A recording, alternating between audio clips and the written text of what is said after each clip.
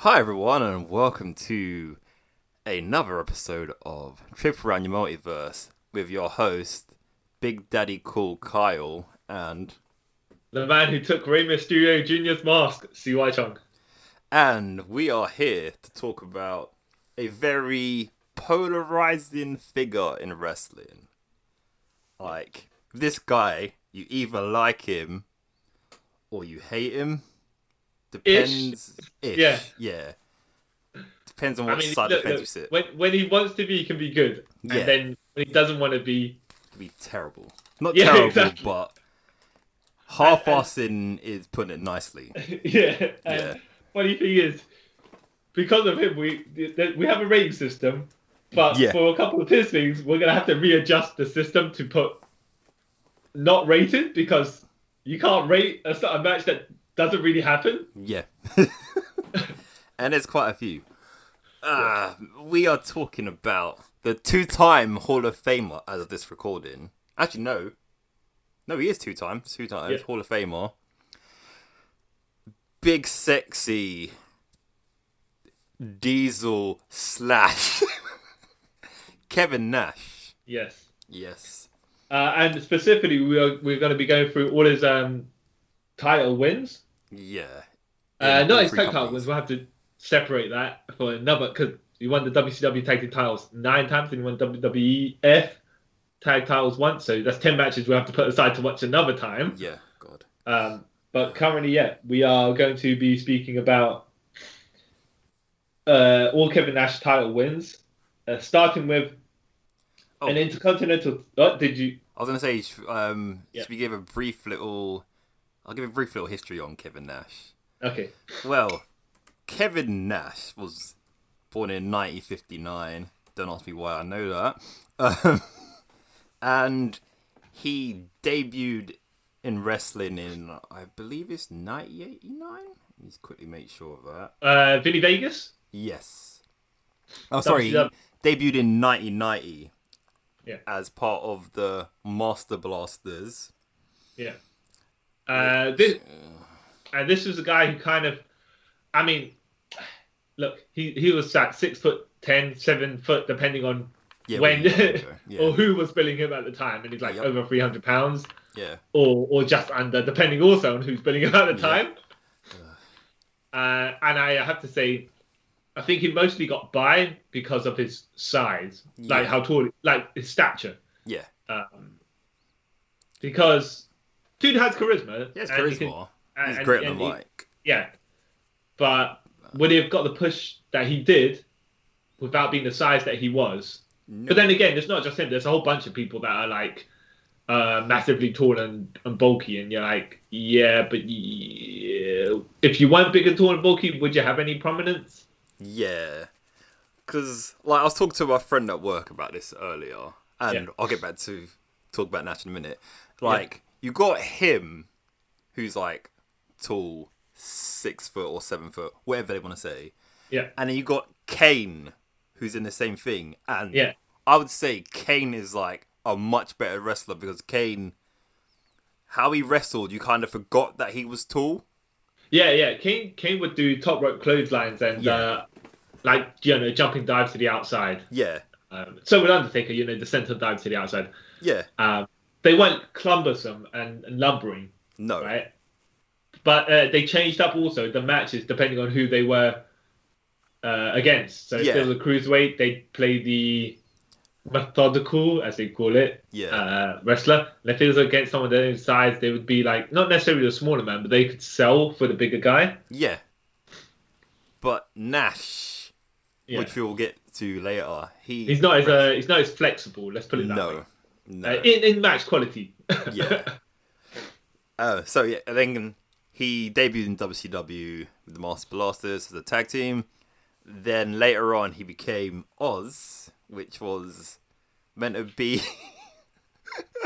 the wizard from Wizard of Oz. Oh, sorry, from Wizard of Oz. Yeah, and he had he had little people Yeah. that he led to, no, they led him to the ring. Yeah, They were his valets, or Yeah. however you want to put it. it was weird. He had silver hair. It was really Yeah. weird. And then after that, he disappeared. Came back as Vinny Vegas. Yeah. Another gimmick that didn't last too long because he was basically, I think he was someone's henchman. So yeah, he was part of the Diamond Dolls stable. Something. It was pretty rubbish. This is 1990s WCW. Here we go. Yeah. And then when he got his prominence was when he made the jump to the WWF. Yeah. To be Shawn Michaels' bodyguard. And Yeah. from there, he became a legend. Yes. I use that word loosely. Well, because you could play it as both ways, you know. But yes, he did get notoriety. Let's put it that way. Yeah. Okay. So his first title, the first title he won here was the Intercontinental title, and it was against Rosa Ramon. April 13th, 1994, on an episode of Superstars. Now, we saw this on the network, right? Yeah. And it's a really odd one because you have to find it. Yeah, it's named weirdly as well. Yeah, because I don't think they've uploaded all those Superstars episodes, or maybe they don't have the footage or whatever, but it only goes up to a certain point. Yeah. And then you just basically have to type it in and find it. And then when you see it's like 3 minutes long, you think you're finding a highlight reel or something like that. But no. The match was about 5-6 minutes long. Yeah. I gotta say, right? I thought it was an entertaining match actually. Yeah. Because Nash, like, he comes in and Scott Hall's, relative to his size, like, okay, if they're saying Nash is 6'8", Scott Hall's meant to be 6'7" ish, and yeah, he just blasted Nash all over the place. And Nash is like sending for him, bumping outside, and yeah, it's all out. Yeah, because it's a short match, of course, right? But yeah, Razor looks really good here. Nash is taking a beating, and then kind of Shawn Michaels kind of undoes the top turnbuckle, but not, right? Yeah. Because when Razor Irish whips Nash into the turnbuckle, where Shawn Michaels is, it knocks Shawn Michaels over, who then pulls the turnbuckle with him as he falls. Yeah.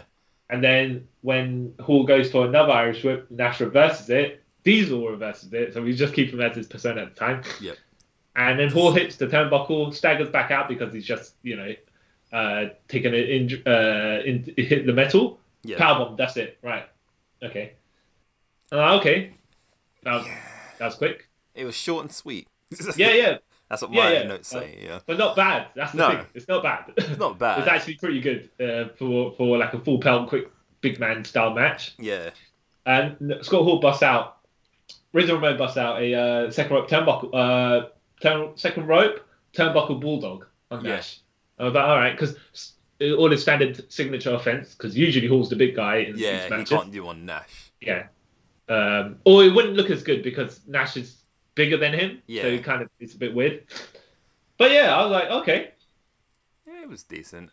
I did like how commentary kept on reminding you that Nash hasn't really fought anyone the size of Razor. So this is a sort of equal match. You're like, technically, okay. Well, sure. So would you... I put this in the entertaining category, right? Yeah. Would you say it's missable or curiosity or, definitely, look, it's definitely not a must-watch. Let's put it that way. Not at all. I would say it's entertaining and you're not going to waste any time watching it. It's like 3 minutes long. Yeah. It's about 5-6 minutes long, but yeah. That's not included, however, intro. Like you say, it does seem shorter than it is because it goes at a really hectic pace. Yeah. Which is kind of a staple going forward in these matches. Yes. Because we'll get to it, but most of these matches, the majority, most of them fall under the 11-minute markish. Yep. And some of them fall under the 5-minute mark, and then some of them don't even go reach a minute. Yeah, exactly. Which leads us to, any other comments before I lead us to the next match? No. Okay. No. All right. So, yeah, this leads us to the next match, which is versus Bob Backlund Yeah. for the WWF Heavyweight title on November 26th, 1994 on a house show. Yeah. Kick, powerbomb, done. Yeah. That's Little it. backstory before that, though. Yeah. Bob Backlund won the WWF title 3 days before from Bret Hart. I think it's that Survivor Series. Yeah. And then on a house show 3 days later, he lost it to Nash. Yeah. Transitional champion, sadly. Yeah. Now, to be fair to Bob Backlund, he took the powerbomb and then he sold it all the way up the ramp, like a devastating maneuver, right? Yeah.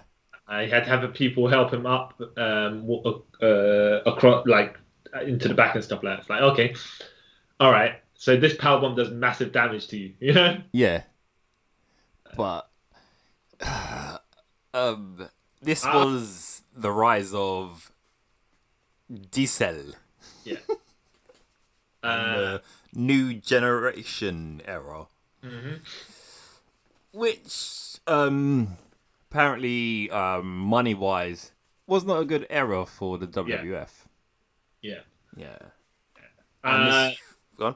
Sorry. I was going to say, here's the thing with this match. I mean, it's short and inoffensive. However, because it's so short and just a finishing move and a pin, I want to put in the not rated character. You can't really, you can't say bad or good about this. It's just, even it's a curiosity to you, if you want to see Kevin Nash's title wins, or we just put it in unrated because, not rated because you can't. You can't. What can you criticize about?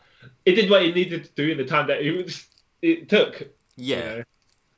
But my only problem with the whole, this is his first and only title reign in WWF. Yeah. It could at least probably built to it rather than house show, boom, you're champ. Yeah. Yeah. And especially because I think they were setting up Nash for to be in contendership. Yeah.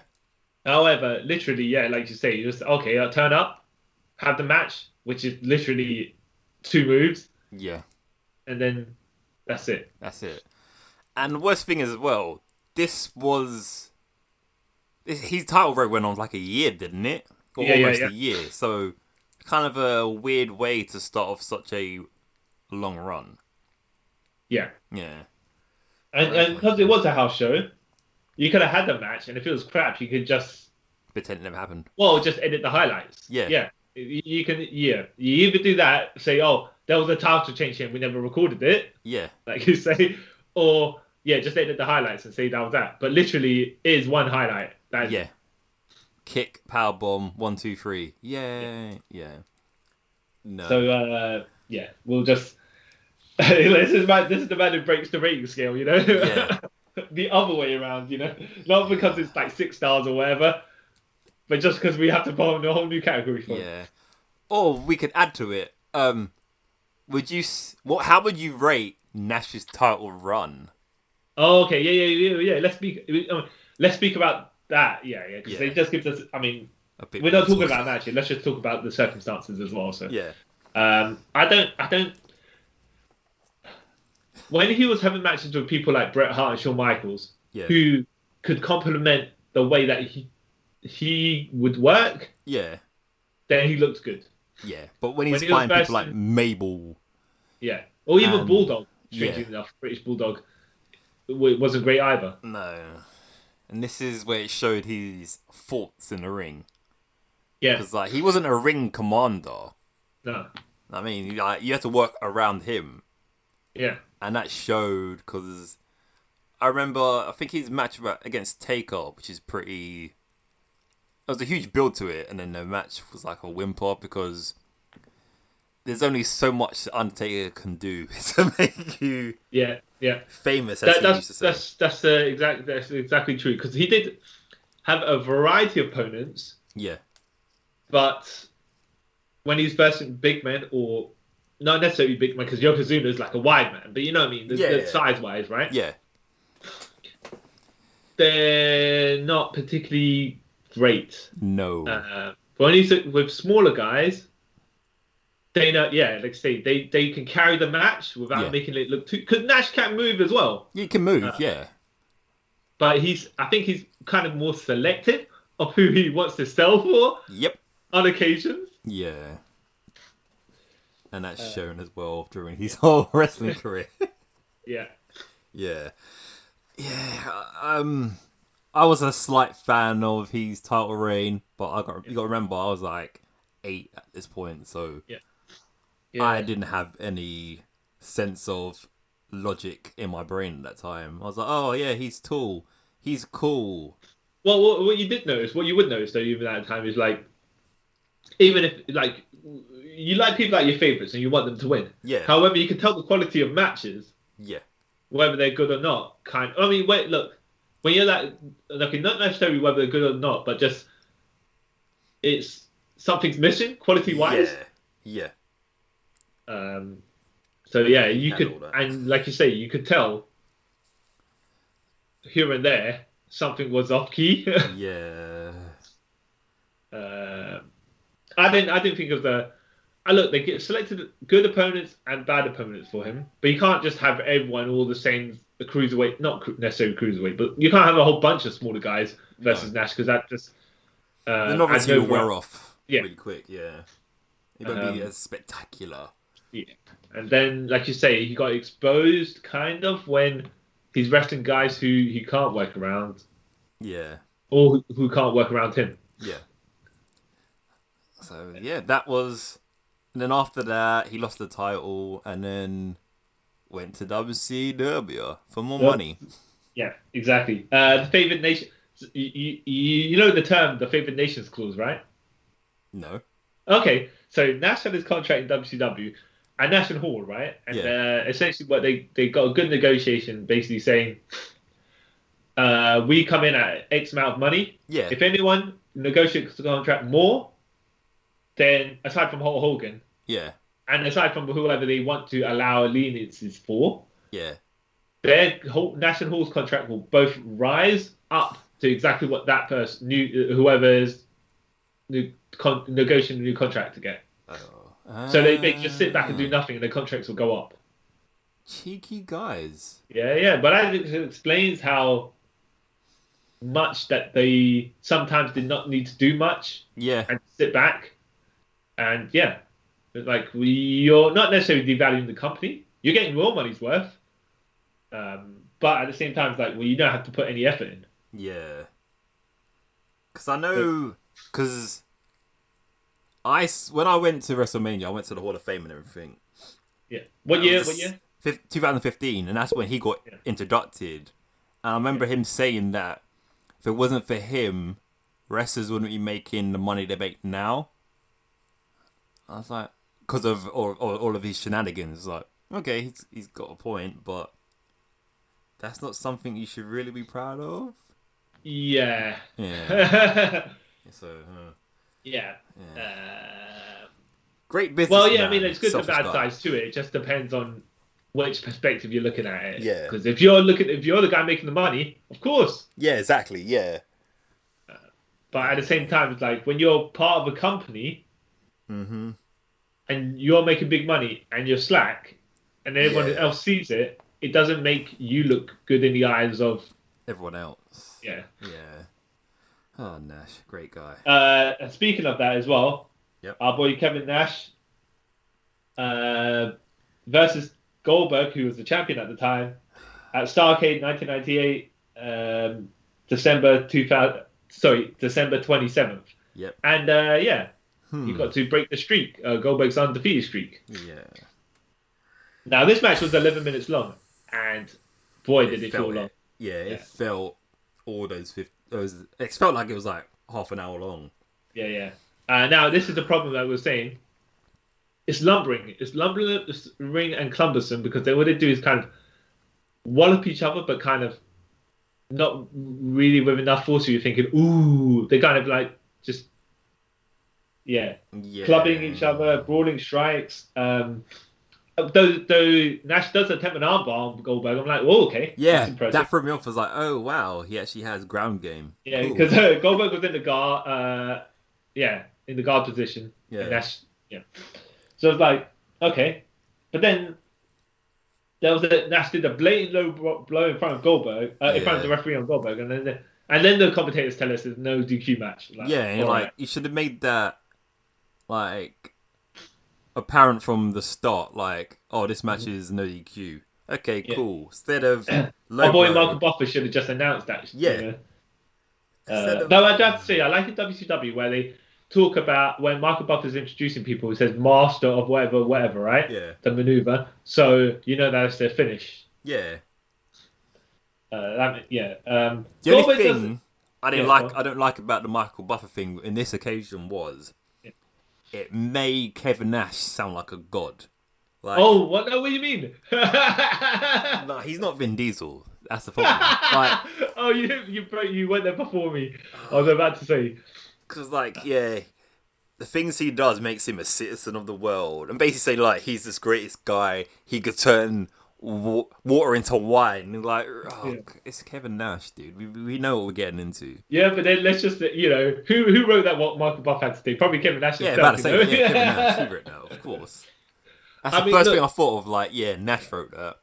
it was a bit of an ego massage, but at the same time, it's so over the top that I found it kind of hilarious as Yeah. well. Yeah, I can see that. I mean, it's completely not necessary, Yeah. but because it was there, it was like, okay, this is a joke. But Yeah. Michael Buffer's saying it's so serious that Yeah. it could go both ways. It's like, I don't know if he's being serious because he knows it's a joke or he legit believes in what he's saying. Yeah. It's like, oh, Nash. So Goldberg does this funny drop kick that looks like a spinning heel kick as well. You Yeah. notice that? Yeah, which I didn't know what it was. I'm pretty sure it was a botch. Yeah, well, no, but it hit. It So, hit, but it was not a botch in the sense that it was the guy. It was just like, what was the maneuver though? There was Yeah. some sort of high foot maneuver to the face. yeah. And did you notice literally like 2 minutes into the match, like Goldberg gives him a back body drop and then Nash throws out the ring? That's when I know this match is going. It's going to be slow. Yeah. You take a move, I take a move, go out to the outside, get a breath, come back in. Yeah. Yeah. Now, yeah, exactly. So we have interference by Disco Inferno and Bam Bam Bigelow, right? Yeah. Who were just they kind of part of the Wolfpack. I mean, I don't think Bam Bam Bigelow was, and Disco Inferno was a hanger on to the NWA Wolfpack. Yeah. So they were there just to show their allegiances, or was Bam Bam Bigelow just have a problem with Goldberg at the time as well? I don't know. That's what I got a bit confused with because, like I said, I knew Disco was a. They called him the hanger on in the commentary as well, so Yeah. that was pretty clear. So Disco makes sense. Bam Bam didn't make any sense to me. I was like, Yeah. what's he got to do with any of this? Yeah. Now, Like, so then Goldberg, so Goldberg disposes both of them while Nash is still standing in the ring. yeah. Ref is trying to get one of them out or something like that, or maybe it's tending to Nash. Anna's got a hold dressed as a security guard, tases Yeah. Goldberg. Yeah. Well, hold on a minute, right? Oh yeah, and then Goldberg takes the power bomb, and then 1, Nash 2, pins 3. him. Nash is champ. But here's the thing: it's a no DQ match, so Mm-hmm. why couldn't you just not tase the guy from the very beginning, right? But why the whole elaborate dress up as Yeah. a security guard? Yeah. Yeah, and why did the ref not need to be facing that direction? Because Yeah. you can use whatever you want in the DQ match. Exactly. Overbooked stupidness. Yeah. That's what I can Now- say. Logically speaking, right? This match went on 11 minutes, like we said, but it just did not. It felt so much longer. Yep. You would have thought, because it just kind of was in what we'd call first gear Yeah. constantly, where they didn't even move to the second or third gear, where you'd get to the point where you start having near falls or big moves Yeah. to lead towards the end of the match. To build. Yeah. Yeah, exactly. So, I mean, fair enough. Let's say you have Goldberg in control for the first part of the match. Nash takes a shortcut or whatever to gain control, right? Yeah. And then you have the third part of the match where they just exchange power moves or whatever to get closer to near falls. So Yeah. then you get to the crowd gets into how the build of the match is. Yeah. Here, just like no. It felt like the beginning of a match that would go on for 30 minutes. Yeah. As in, this literally felt like the first third of the match before things start moving to the next section, and then the section after that. It's just like, okay, before we even move to that, we're just gonna taser pin. Right. Yeah. And it's a terrible way to end a streak. Yeah. As well. Yeah. Well, the made up streak, but nonetheless. Or the inflated streak, we'll put it that way. Yeah. It just. Yeah. It's not good. No, this is completely missable. Yeah. Unless you're into shenanigans or whatever, but then even the shenanigans don't even make that much sense. Because I've written like my summary of this match is watch for the stupidness. Yeah. That's all it is. Yeah. So do we just move on? We could talk about basically the next night is what killed WCW. Oh, yeah. Okay. Yeah. Go on. So they built up Nash to be this conqueror of the streak. The monster killer, we'll say. And then the next night on WCW, he's having his little ceremony. Then Hogan comes back because he's been gone for a while. And you're like, Nash, I'm the leader of NWO. You're technically leader of Wolfpack. Let's have a fight and the winner gets the belt. So Nash is like, yeah, sure. Match comes and then they're about to lock up. And Hogan pokes Nash on his chest. He does a full back bump. Probably the first time in his whole career he's done it. And Hogan pins him and he becomes champ. And the NWOs fuse back together. Now let's not forget that Kevin Nash in a couple of interviews afterwards had said, in character of course, that poke caused him internal damage and that's why he couldn't kick out. Yeah. He was bleeding on the inside. Even though straight after the pin, he's up celebrating. Yeah. The finger poke of doom. This is what the whole moment's called because it killed literally. After this point, you forgot to mention why Goldberg wasn't at the at that particular Nitro at all. I mean, Goldberg was, and he wanted to get his revenge. Yeah. But then they had Elizabeth say that Goldberg was stalking her. Yeah. So then they had Goldberg arrested. Brought to the police station that is across the road. Yep. And then they said, we'll go back, get back into the arena in time to, instigate his rematch or whatever. I was like, it's just across the road. But then again, police paperwork might be just what's eating up the time. Okay. But I'm pretty sure they show him. They say you're free to go, and he's like, okay, and then nothing. Yeah. So did he do like a 10K run and then get to the stadium? It makes no sense. Well, to be fair, they never saw him exit the station. That's so true. You never know. Maybe he was just beating up police officers inside the station, and then they decided to leave. Yeah, or he was waiting for his cab. Yeah, that was across town. Because he comes after. I do believe after they changed the title to Hogan, Goldberg does get back in time, and then the whole NWO beat him up. Yeah. So that was his first WCW title win, all of one day. Yeah. And then moving on. Not a great match, not even a great follow up as well. Nope. Because sometimes you'd be like, okay, let's look at the follow up and maybe the match. You can give it you can talk about it more and say, okay, well we rated this, but when you take into account that afterwards, it's kind of makes it look better. However, nothing looks good here. Nope, nothing at all. Okay, Nash second WCW title win against Diamond Dallas Page, DDP, who's the champion. Yeah. Slamboree, May 9th, 1999. Yeah. Now, I don't know if you watching WCW at the time, because this is the first time I've seen this match, but DDP usually comes out to his Smells Like Teen Spirit ripoff. Yeah. But here, it sounds like it's a ripoff of that ripoff. Oh, no, what it is, it's the network edited version. Yeah, so it's a dub of that. Yeah. Yeah. They have the same beats, though, on the song. Yeah. I just didn't know if that's what he changed his music to at the time, or did they, did they make that enough? It's made a note. The network, because if you listen, even the commentary talking sounds a bit off. Yeah, like muffled out. yeah, because they Yeah. had to redub over it. Yeah, So it's a thing on this match network.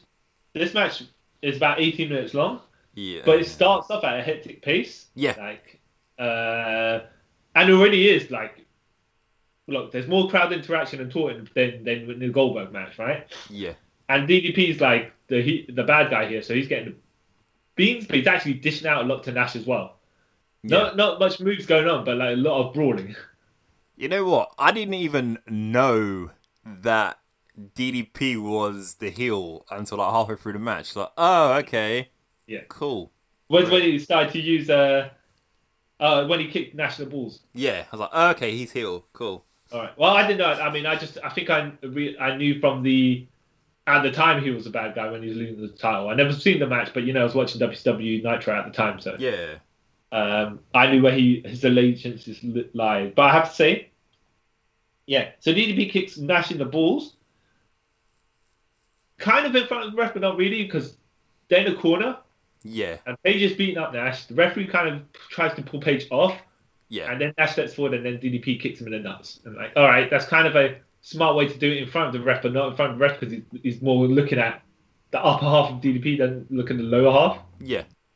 Okay. I was like, okay, cool, I guess. Yeah. And And there was a smart bit where DDP uncovered one of the turnbuckles, yeah, right? Where then the referee went to go and put the turnbuckle back on. DDP went and got a microphone and hit Nash on top of the head with that. Yeah.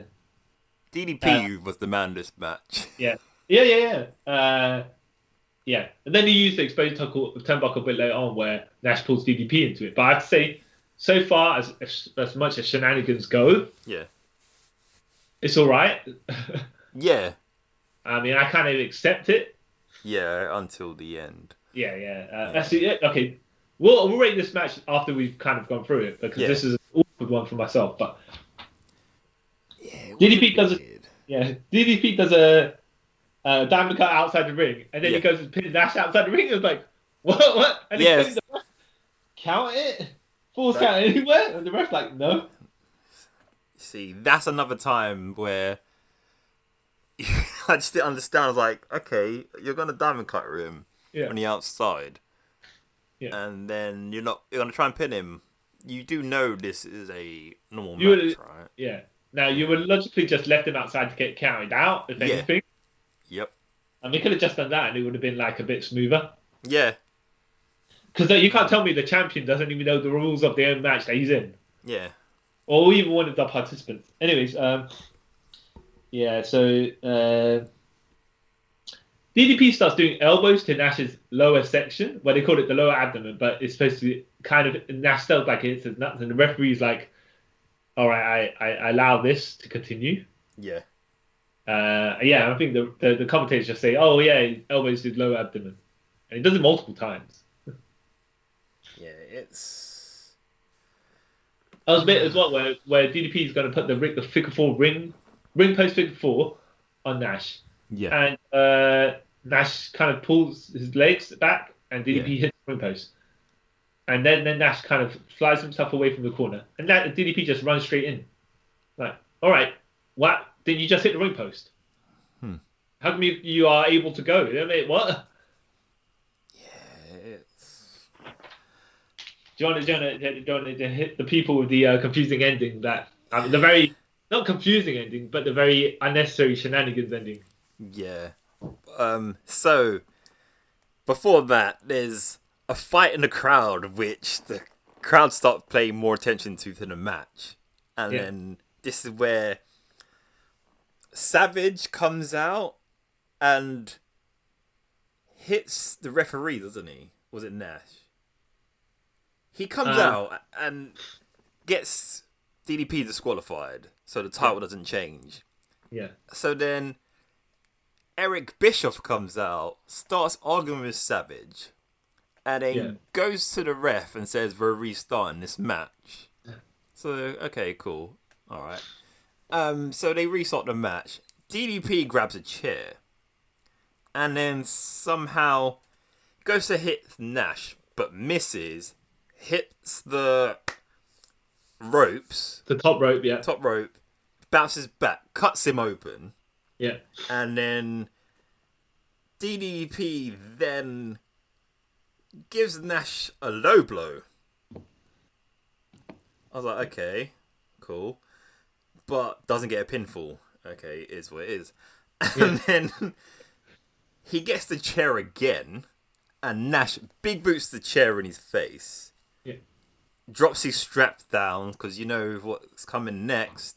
He hits him with a jackknife, and he wins. Just to clarify, you were saying about Savage, he came in and hit Nash with the title belt, not That's the chair. it.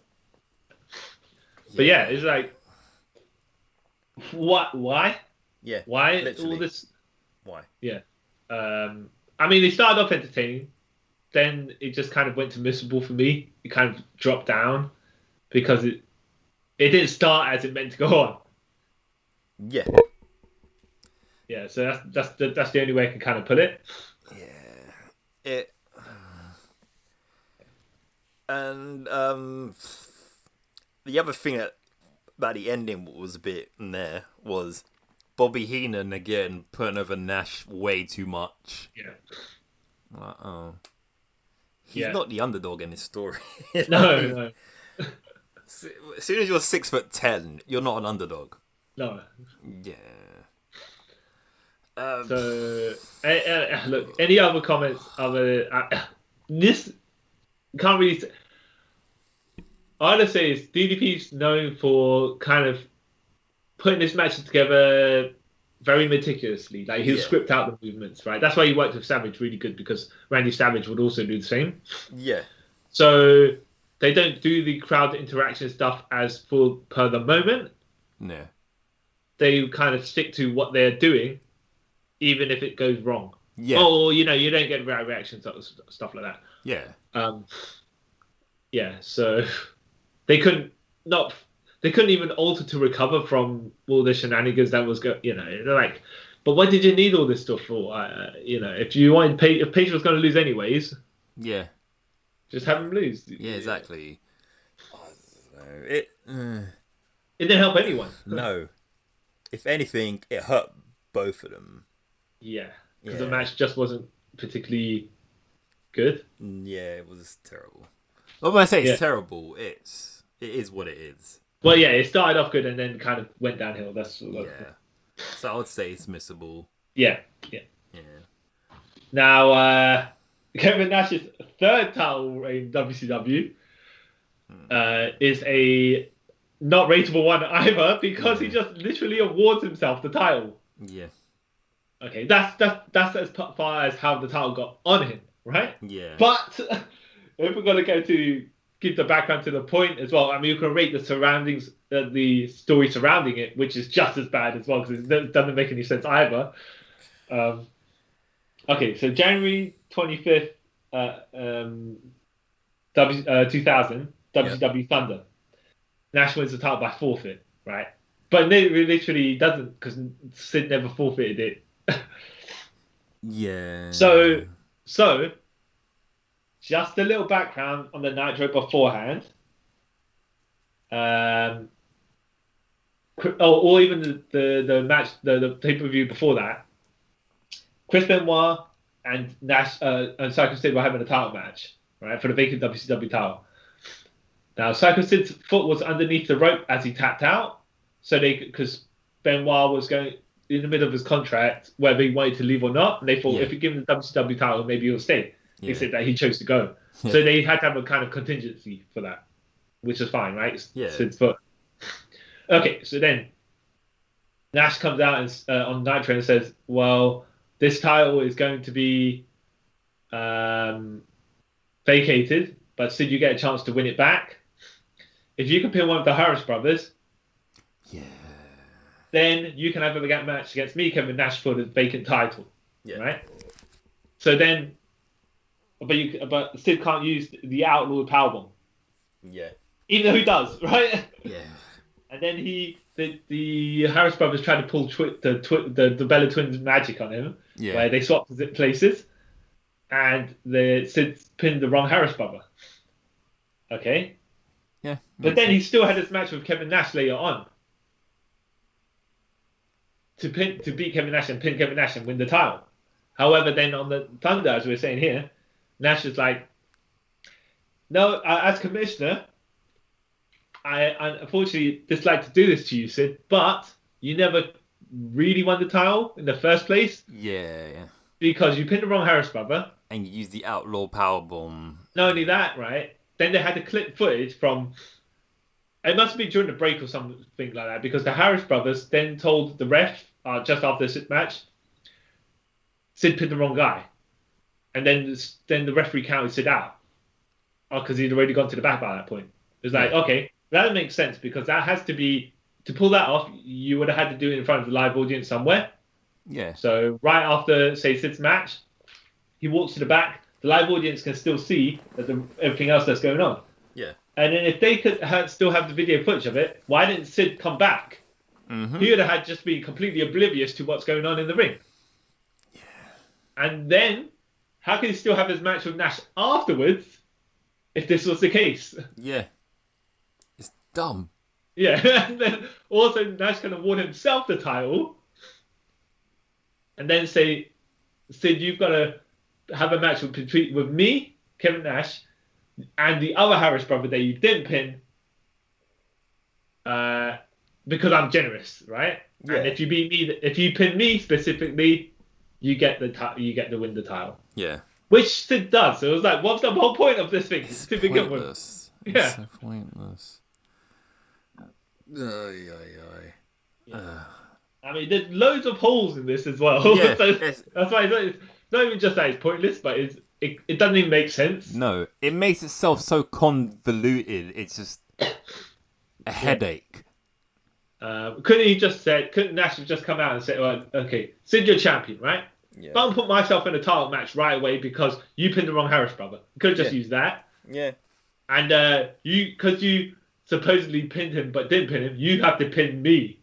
Yeah. Right? To make sure everything's clean and we don't get no mix-up for the title. So it's a 2-on-1 handicap match for your title. That's it.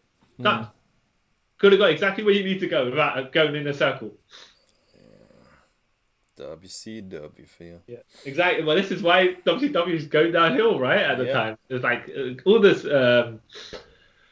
unnecessariness. Yeah, especially the next match with Nash versus Booker T for the. No. Yeah. You missed a match. Did I? Yeah. What's the match I missed? Nash versus Jarrett versus Scott Steiner. Oh, I didn't watch that one. Oh yeah, because it's a blink and you miss it match. Literally, no joke. Let me just quickly go through it, right? Because you must have not saw it because it's so short. Yeah. It's about 5 minutes, right? I'm just going to give you a quick run through because you missed it. Okay. So Jeff Jarrett was champion. Yeah. Nash and Scott Steiner are the challengers. Yeah. This was on Thunder, WCW Thunder on the 23rd of May. Yeah. Right. So Jarrett, as the champion, comes out first for some odd reason. Who knows why? Yeah, but then there is actually logic to it because Vince Russo comes out with Jarrett and said, Vince Russo says, I'm going to be the referee of this match because he's on Jarrett's side. Yeah. So then Scott Steiner comes out and then Nash comes out. Nash goes and chases Vince Russo off. Yeah. So we have a good couple of, well, not even a couple of minutes because the match is so short. But you have Jarrett and Steiner just, Jarrett getting bad by Steiner. Yeah. Then Nash comes back and there's a little bit of a 2-on-1 until standard Vince Russo shenanigans. Yeah. Tank Abbott comes out and Steiner has to save his freaks. Yeah. That are his ladies, of course. Yeah. From Tank Abbott. And so he goes to he runs up to the back. Yeah. Nash accidentally knocks out the ref. Jarrett gets the belt and tries to hit Nash and misses. Yeah. Nash hits Jarrett with the title instead. Yeah. Referee starts to count. Yeah. Russo pulls him off because Vince Russo's come back. Yeah. Right? And then and then he tried to stop the referee from getting in there. Because he guitar shots the referee. Yeah. Okay. Yeah. This is the Vince Russo shenanigans, by the way. Yeah. Tasha's the referee, so the referee can't count, right? Yeah. Jarrett's a chair shot to Nash. Nash kicks out of a chair shot. Okay. Steiner starts to come back, right? So the ref can get in, like another ref can get in the ring, but security blocking him. Yeah. So he clubs all of the security, right? Yeah. Steiner gets in the ring, and then he chases Vince Russo out the ring. So Nash can powerbomb Jarrett for the win. Like, all right, but Steiner, aren't you trying to win yourself? Why would fair enough, you got to get Vince Russo out there so the ref can make the pin, right? Yeah. Peter thought maybe Steiner would be. It's a triple threat match, you know. Why wouldn't you? Why are you more concerned with Vince Russo than the pin that the guy's taken? You know. Yeah. But as far as it's actually quite entertaining, right? As muddy as it is, it's short, but there's a lot going on. So it moves at a pace. Way too much going on, that sounds. Yeah, but it moves at a pace where it's inoffensive to watch. Yeah. Okay. Nothing drags because it's so short. It's it's entertaining. But when I was going through the episode, and I was like, so where is this title match supposed to take place? Yeah. And then like not even 10 minutes left in the episode. For a triple threat match. And by the time we get to all the intros finish, you're like, all right, this is not going to be long. Yep. It's like you said, blink and you miss it sort of thing. Yeah. But you know, even when I'm telling you what's going on, you can see how much is happening. Yeah. That didn't need to happen, you know. But I have to say, your mirrors. champ got pinned by someone in what 5 minutes. You know, that's not cool. Yeah. Well, yeah. Whatever you want to say, it just doesn't make a lot of sense. No. So what would you say that then? Is it worth watching at all? It's entertaining. I wouldn't say it's a must see. Okay. So I won't watch it. But yeah. Well, I mean, you wouldn't be offended if you watched it. Okay. That's because it's only 5 minutes. Yeah, if it was 6 minutes, then I'll be highly offended. Maybe. So you would have thought that if you were going to a match with these three people, they would have had a longer match. Yeah. But no. Yeah. I mean, you could say it's disappointing because it's so short, but they pack a lot in. Yeah. And some stuff they pack in is not even necessary. WCW. Okay, should we move on to the next defensive match? Yep. It is Kevin Nash versus Booker T for obviously the World Heavyweight title on an episode of Monday Night Nitro on the 28th of August 2000. Yes. Yeah. I'm going to say, I'll sum this up quickly. This match was terrible. You know what? I didn't think it was that bad, actually, funny enough. I'd actually thought...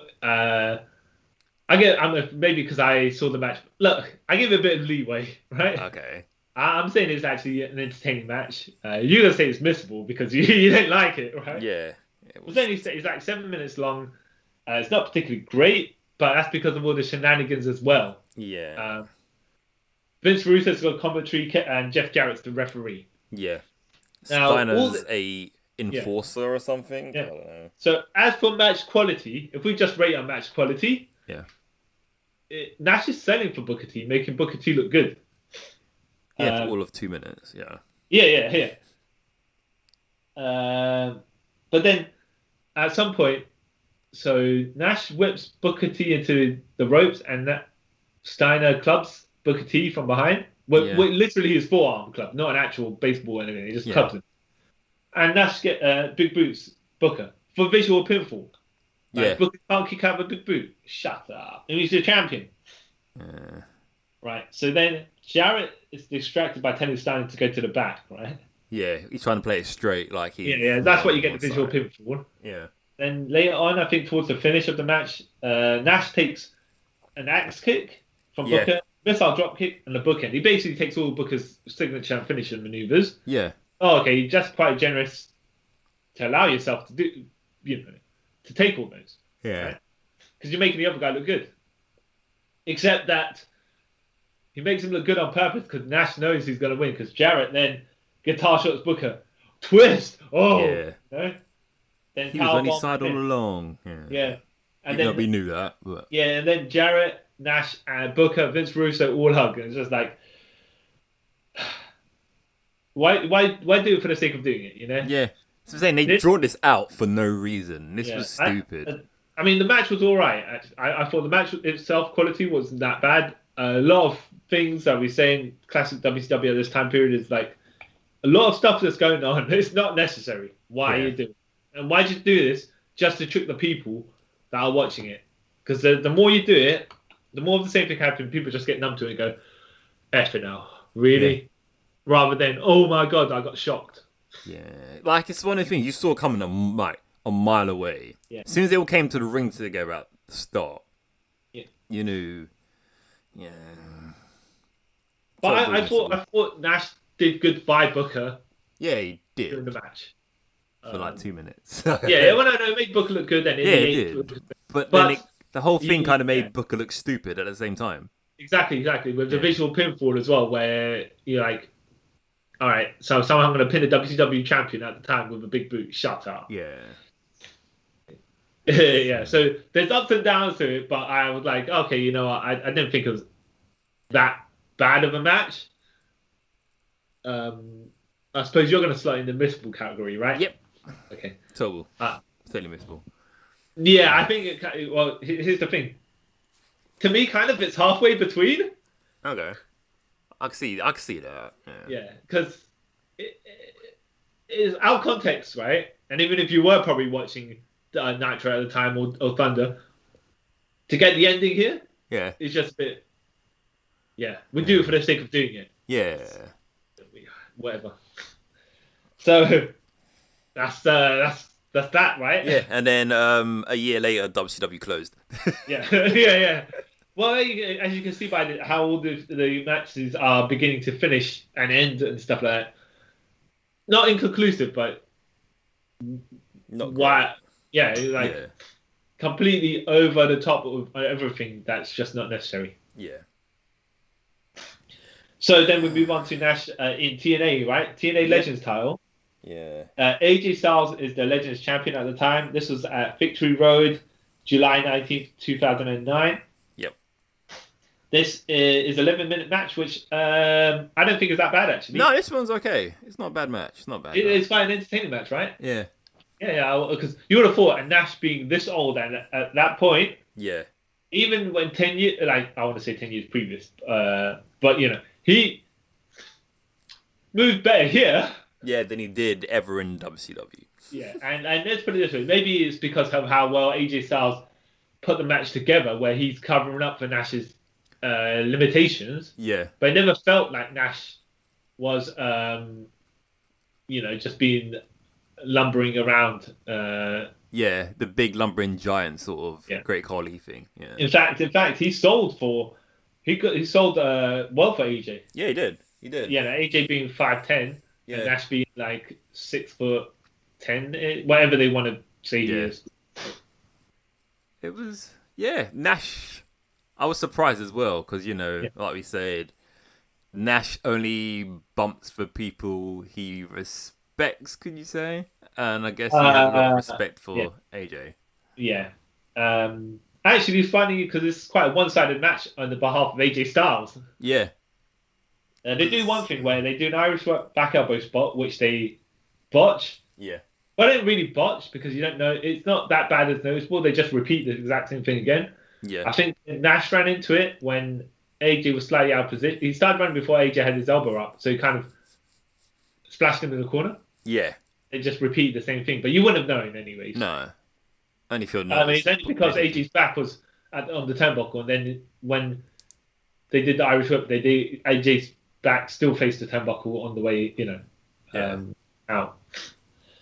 AJ's working on Nash's legs, but at this period he didn't have the calf pressure, so it's not like why is he working on his legs? Question mark, because it doesn't make any sense. But just more like when you're a smaller guy, you would work on a big guy's legs. Yeah, especially I think commentary even put it over that with all of Nash's well-known leg and knee injuries. Yeah. That's why AJ was targeting that. So I was like, good on commentary for pointing that out to people. Now, AJ lost, like he springboard. Then I think he springboarded into a choke slam. No, it was some weird shenanigans, and then you turn around. No, sorry, that's a different match. I was thinking of the next match. Yeah, he Yeah, springboard, and then Nash caught him and chokeslammed him. yeah. Yeah, No, it's odd because like, right, okay, fair enough. If AJ springboarded and Nash caught him in the jackknife powerbomb, right, I Yeah. could get that for the pin.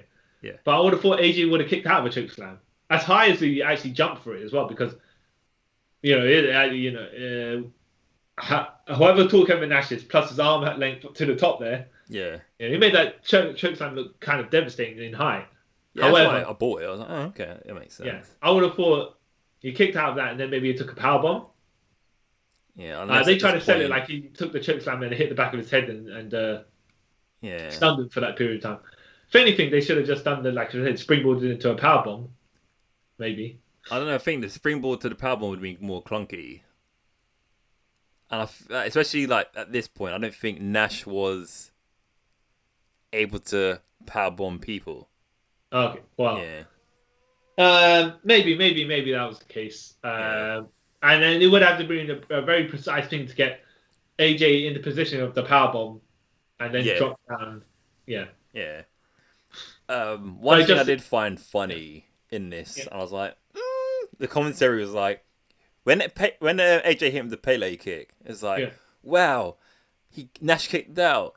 AJ's beat the last 4 people he's fought with the Pele kick. I was like, yeah. that's a lie. No, he had been Booker T with a Pele kick in the tag match, I think it was. But he had pinned some people with it. But I think they were lower tier people as well. So, not to say Booker T was lower tier. I think he just took that as the finish at the time. Yeah. But yeah. This was not a bad match actually. No, it It wasn't. was quite an entertaining match. Quite entertaining. I would have thought AJ.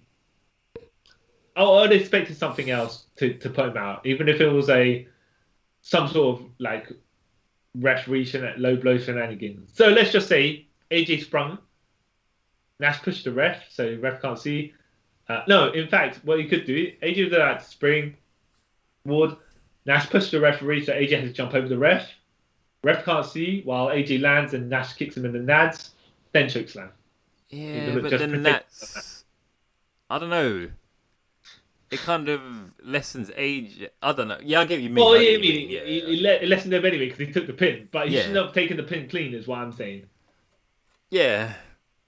True, but then this is like realistically Nash's only clean title win when you think about it.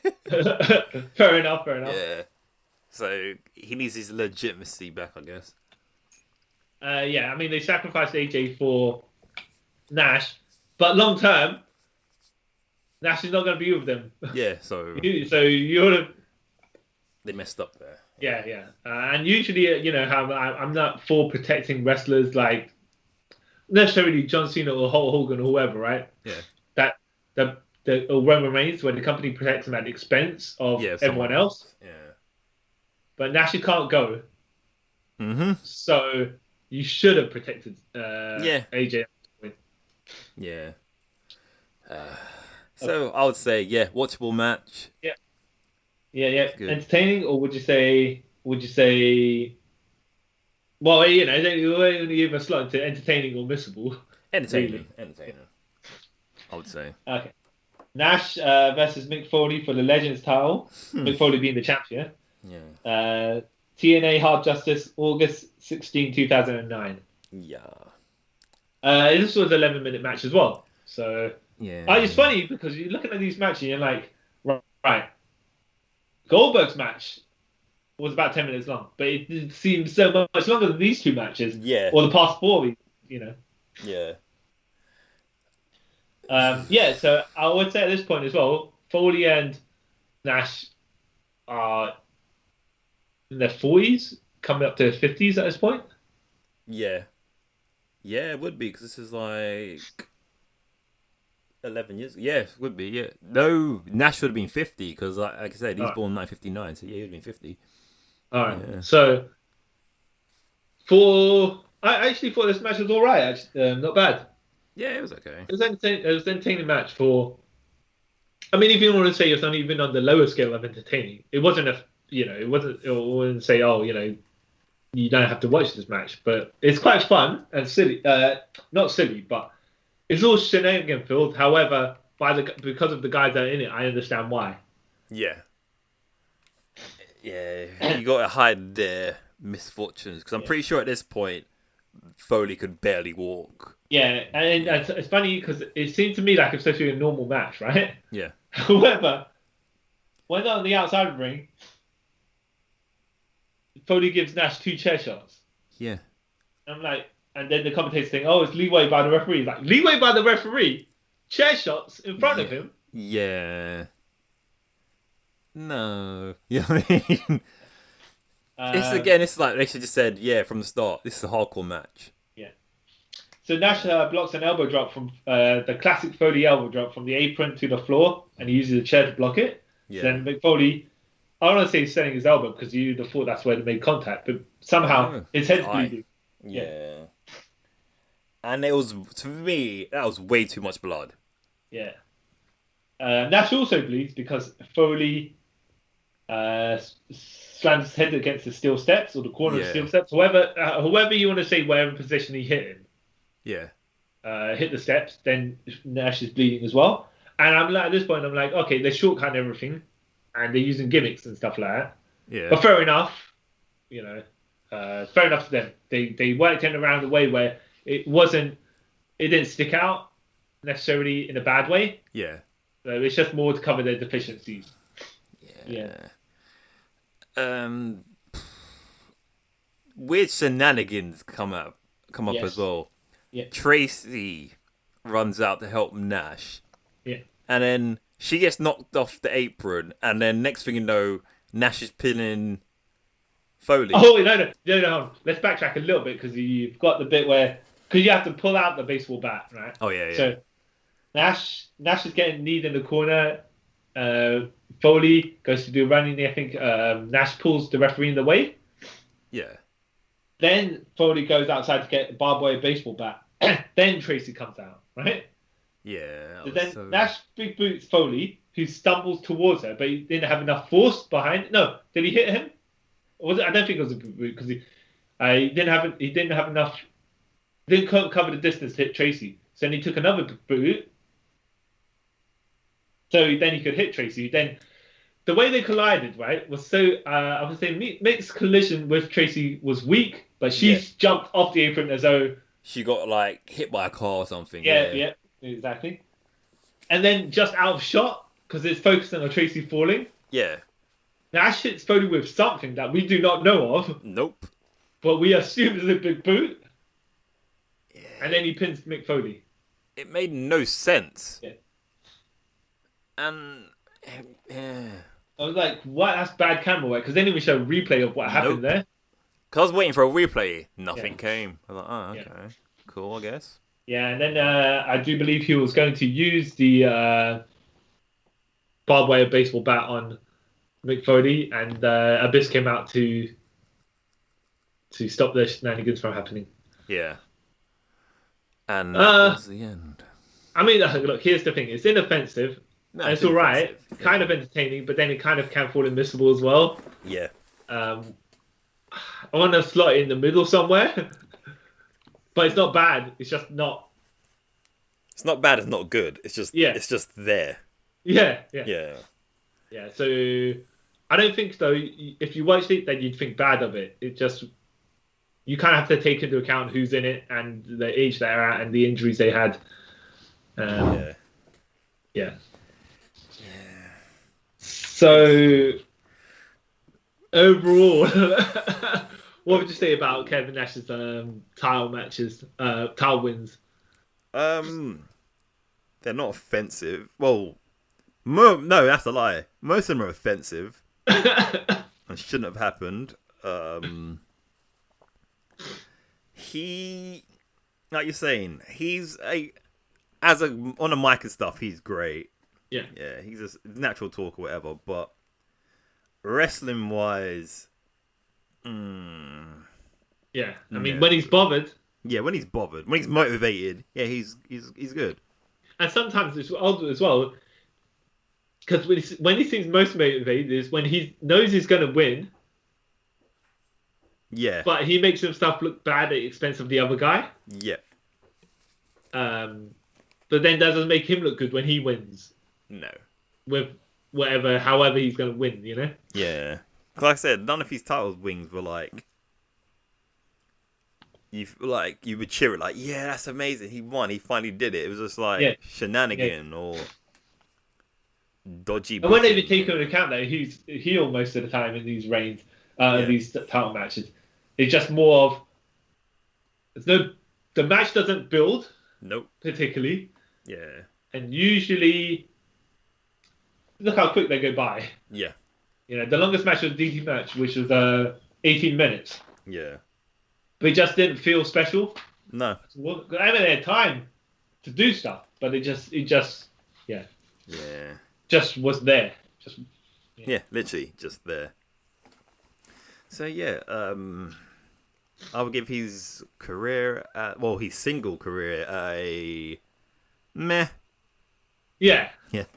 Well, specifically for the titles matches that we've seen, right? Yeah, yeah. Because I mean, maybe his other matches that we haven't seen, maybe his title losses are even better. They're pretty better. They're pretty old. Or defenses. Yeah, who knows? But when you can win a title by just giving it to yourself, you know? Yeah. Leaves a sour taste in everyone's mouth. Oh, yeah. When you win a title, like, here's the thing. Literally, he won a title in 8 seconds, so the match was underratable, right? Yeah. He won a match because someone tasered another guy, right? Yeah. He won a match because the match had to be restarted because of interference because of another guy, right? Yeah.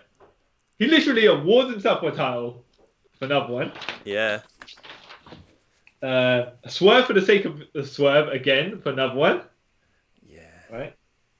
Chair shots and guitar shots and whatever. It's just like, this man can he not just win a match properly? Yeah.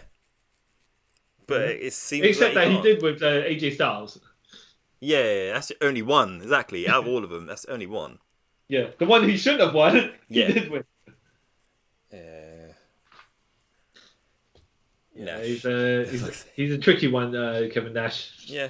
Are you looking forward to seeing his tag team title matches? Yeah, hopefully, because Shawn Michaels in some of them, so, you know, well, one of them. I do as well. Razor Ramon Scott Hall is his tag team partner in some of the others, so we shall see if they are any better. I'm pretty sure they're going to be full of shenanigans as well. Oh, you reckon? Yeah. I mean, I have not seen much of them. Let's see. Let's have a quick look at all his tag partners. I can guarantee you, most of the ones with the outsiders are probably shenanigans. Yeah, Scott Hall, Sting, and DDP are his tag partners. If I remember correctly, the DDP one, they win the titles cleanly, if I remember correctly. Which one? Because they did 2 reigns. One of them, because I remember I watched it recently. So okay. All right, we'll have to see the quality of those. Oh, and the TNA tag team title run as well. Oh, great. Yeah. So that's 11 Kevin Nash matches. Oh, jeez. Great.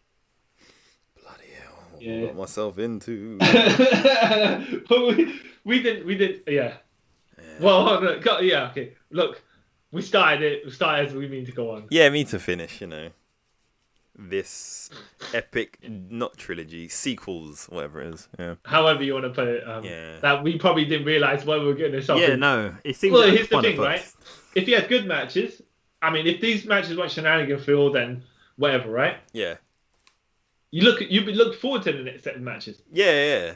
But because we know they're not. Yeah, exactly. And how, I don't know. I don't want to say, it's just a bit weird to see that how they booked him. Yeah. Considering he's the big man. Yeah. And how he got the push, but then he can't win. No. He's big for nothing. Yeah. Yeah. Like, Strange. you know, like I said before, like with Kane, Yeah. Kane, you knew that he was like a hurdle you need to get over. Yeah. Even Sid, like, you know, there was no weird shenanigans with Sid. He was just a psycho guy. Yeah. But Nash, what is he? Yeah. Where does he the big fit man in? who can't win against Yeah. what it just doesn't make a lot of sense. No. But we shall see. Maybe because there's going to be like 4 men in a tag team match, and sometimes 5, depending on how you want to say the free word rule works with when it's the TNA or tag team title win. Anyways, Yeah. more people, maybe they cover up the deficiencies better, or depending on the people that he's with in the ring, maybe they can choreograph the thing a bit better. Yeah. Or maybe we don't have to worry about stuff that has got nothing to do with actual wrestling quality Yeah. because these are more cleaner matches. We'll have to see. We have to see. We don't know. We'll see. Yeah. Yeah. Sorry if we offended any Kevin Nash fans out there. I'm very sorry. Oh, well, no, we saw a selection of matches out of context because that's what we were looking for, right? That's true. That is true. And we don't know the quality of the matches we're going in when we're seeing anyways. Yeah. So we're not going to pick on the guy. We're just saying this is our opinions of the match that we're seeing. So if you're a Kevin Nash fan, and I don't want to say we offended you because we didn't mean to, but just more like, look, the quality of the matches here aren't particularly great. Yes. However, he might have better matches scattered through his career that we just didn't happen to, highlight. Yeah. Because, and if that's true, let us know, and I will. We picked for a theme, so yeah. Maybe we should look at some other. I don't want to say maybe there's other matches that he has better. Yeah. Some outlier matches. Yeah. Oh yeah, but that's not what we're going for here. We're going for a specific theme of stuff that's that we're going to rate. Yeah, that's definitely. Yeah. Okay. Okay, I am the man who repeatedly told The Undertaker, I ain't afraid of the dark! I ain't afraid of the dark! C.Y. Chung? And I am the man that helped kill WCW, Kyle Charles. With my ego. Yeah. Alright, guys. Thanks for taking a trip around the multiverse with us. And remember, share this podcast with your friends. Of course. On social media. I see what you're going to say. Remember, Nash is trash. Oh, no. Nash is not Vin Diesel. Remember that. No, but there was a sign in WCW. Someone brought a sign in and said Nash is trash. That's why I was like pointing out. I wasn't just saying Nash is trash for the, Yeah, just he's not. I don't know. Yeah, so thank you. And we'll see you guys next time. Bye. Ow.